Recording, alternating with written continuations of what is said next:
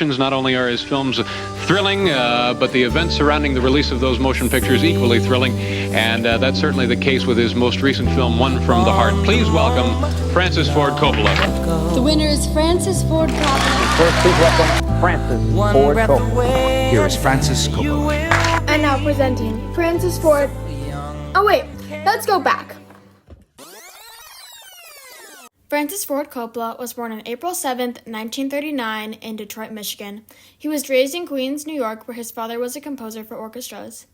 Coppola's passion for film started at the early age of 9 while sick with polio. Coppola, being bedridden, had to find new ways of entertainment, which led him to making puppet shows. But let's fast forward. Coppola attended Hofstra University as well as UCLA, where he worked under Roger Corman. Working under Corman, he did a variety of things like second-unit photography and dialogue translation. Then, in 1963, while in Ireland, Coppola convinced Corman to sponsor his new film, Dementia 13. Though Dementia 13 was well-made, it was not one of his mainstream movies or films. Later, in 1966, while attending UCLA, he wrote and directed the film You Are a Big Boy Now. This film was particularly interesting because it starred many talented actors, for example, Elizabeth Hartman, Karen Black, Rip Torn, Tony Bill, Julie Harris, and Geraldine Page. This film caught the attention of the Warner Brothers, a current film company, and was truly the beginning of his career. Coppola's success in the film industry continued to fluctuate until around the 1970s, when Coppola would make most of his mainstream films today. Coppola's success in the 1970s perfectly aligned with the change in film culture of that time period, and this change would be essential to Coppola's later growing success in the film industry. During this time period, Coppola created still some of his most famous films today: The Godfather, The Conversation, The Godfather Part 2, and Apocalypse Now. Today, we will be looking at the Auteur theory and any major themes or techniques that Coppola uses in the following films: The Outsider, The Godfather, The Rainmaker, Apocalypse Now, and Jack. I chose these films because they have a wide range of some of his best films to some of his worst films. And I think it's important to see who the director is in an all-encapsulating way rather than just his best work. Let's first begin with the two movies I watched during his most popular era, The Godfather and Apocalypse Now.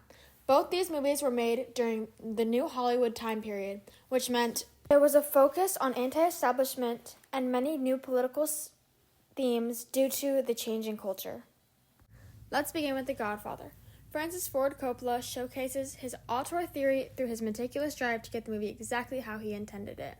Coppola remarks that many times during the making of The Godfather, he was questioned by his decision of casting, setting, and time period. He acknowledges that at the time, he did not have much power in the filmmaking world. However, this works in his favor, as it is truly where his auteur theory shines through. At this point, Francis Ford Coppola was not as famous as he is now. The originality of his films have no pressure or standard from an audience. This allows the director to be more raw and honest with their work, as they will receive less backlash from the public. Some prominent details of his style in general is his use of lighting, camera angles, and narrative to give a unique perspective on a scene. For example, during this meeting scene, where it first opens to a wide shot of the room, the lighting is already playing a huge part of the initial tone. The lights are masterfully placed so you can make out the figures and some of the facial features of the people in the room. However, the bigger focus is on the broader aesthetic of the room. Lighting technique is continued when the Godfather has a one-on-one conversation. For this, most of the shot is over the shoulder from the other person. However, the lighting is super important, as in the beginning of the shot, the Godfather's face is almost completely shadowed, and then as he steps into the light, the intensity of the scene grows due to how the light reflects onto his face. Another aspect of the scene is how Francis Ford Coppola completely captures the American ideal of the Italian mafia. In the scene, the Godfather says, "The scum that ruined your daughter would be suffering this very day." This references to the Italian mafia's importance of unmarried women's virginity. These kinds of details are important to the film, as it really reflects the ideals of the Italian mafia, and without it, the film and the script would seem more superficial. Next, we have Apocalypse Now. This is another film that Francis Ford Coppola went through many struggles to complete. He was so passionate about the sets of his scenes that he and his crew traveled to many different places, one including the Philippines, where they had a typhoon and one of the actors had a heart attack. These struggles were definitely huge and impacting the scenes, almost stopping the movie from being completed. But through the struggles, Francis Ford Coppola grew completely as a creator in this wartime genre. His auteur theory had slightly shifted for this film.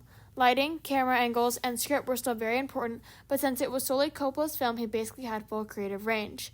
This differs from his other films, as he has no restraint on any aspect of the film, including budget, which he overspent.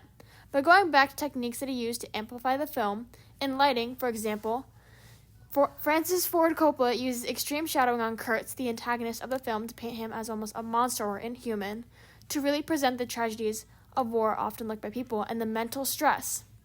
Camera angles are also extremely important in this film, as in one of the scenes they show a wide shot of some people on a boat going down a river.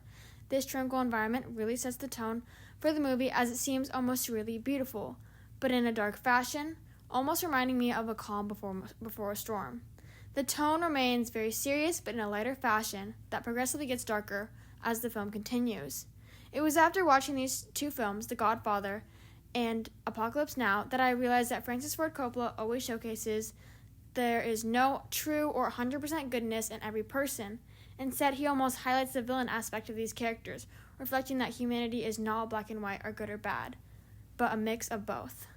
Lastly, for time purposes, I'm going to break down and discuss the auteur theory of The Outsiders, my personal favorite of Francis Ford Coppola's films. This film was adapted from a book that matches with the narrative pretty well. This film also has many rising actors that would later become very well known in the film industry. The most prevalent aspect of film technique that Francis Ford Coppola used in this film was during the fight scene between the greasers and the socks. There was an array of different shots that needed to be completed within a short period of time, making it more difficult, along with what was kind of a mosh pit of bodies all fighting. I think that the setting behind the characters was extremely important and a part of the director's choice for this shot. In the background, you can see a car on fire along with rain pouring down and the ground soaking wet. There is symbolism all over the scene, not just people fighting, but also in the background. Another aspect of this scene was that the camera had to be in various different places, seemingly pretty close to where the fighting was, so there had to be spatial recognition of where the camera was versus where the boys were fighting. I think this is really interesting because in an interview, Coppola states, how am I going to have them really fight and show them punching each? But because of the chaos around where the boys are, it appears as though they're fighting. Lastly, the same idea of there is no good versus evil and that everyone is a mix of both is prominent. This is shown through the greasers and the socks, as they both have their imperfections. I think this is more of a personal philosophy of Francis Ford Coppola and a common theme shown throughout the scenes in most of his films. To wrap everything up, I want to briefly discuss Jack and the Rainmaker. Beginning with Jack, this film was kind of an outlier compared to his other films. It was seemingly an odd film and almost uncomfortable of how there was an older man playing a child. This film didn't really follow his common theme of everyone being good and bad, and there's no really true one good person or one bad person. But there's some speculation that he created the movie for money to help finance other films. In this way, I don't feel like this film contributed very much to the auteur theory, but I think it is a notable mention because of how bad it was. Next, we have The Rainmaker. I really like this film as it was not as violent or abrupt as in Apocalypse Now or The Godfather. The same idea of lighting technique, camera angles, and narrative is super important throughout this film, and this film also really sheds light on the idea of good versus bad, and that there is no morally true perfect person. Now to recap, Francis Ford Coppola's most comic techniques used were lighting techniques, camera angles, a keen eye on important small details, and that a theme of there is no one person who is 100% good or 100% bad. These ideals add to Francis Ford Coppola's auteur theory because it makes him completely original when all these things are added together. You get a very detailed film capturing what is loved by many and is still loved to this day. He was also an Oscar winner and nominee for around 20 years. He won 3 Oscars, all in 1970. He won the Oscar in 1971, 1973, and 1975, and was nominated for Oscars and in around 5 other years. He also changed the world of filmmaking by communicating complex themes and characters in his films. His work ethic and deep dedication to his films was essential to his career, as Francis Ford Coppola made many political films with challenging messages in such a unique way that he created a whole new tone of filmmaking. Okay, so now that we know everything about Francis Ford Coppola, now presenting Francis Ford Coppola. Welcome, Francis Ford Coppola. The winner is Francis Ford Coppola. Welcome, Francis Ford Coppola. Here is Francis Coppola.